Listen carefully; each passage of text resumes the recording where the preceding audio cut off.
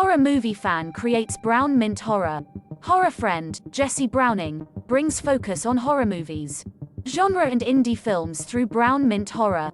The horror genre is one that has millions of fans, and the indie horror film community is one that is growing by leaps and bounds.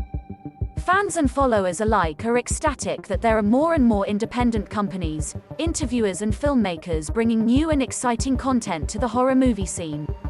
With all the new and different indie movies, actors and producers that have popped up, it can sometimes be difficult to keep up with it all.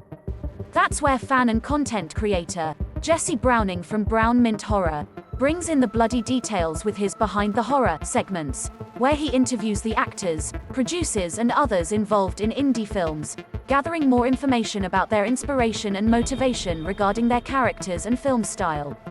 Bored one day at his retail job, Jesse decided with his best buddy Robert to figure out a way to share the love and build a community around horror. They built out the brand, BrownMint Horror, as a way to pursue their passion in the spooky film genre.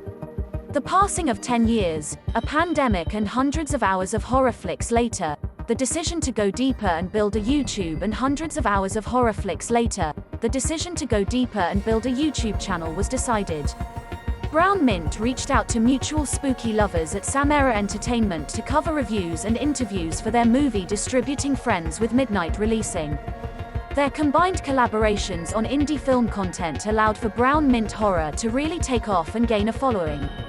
In just 1 year, BrownMint have done recent interviews with actors such as David Oman, and writer, director, John Charles Gerald, who helped create the horror flick, Johnny.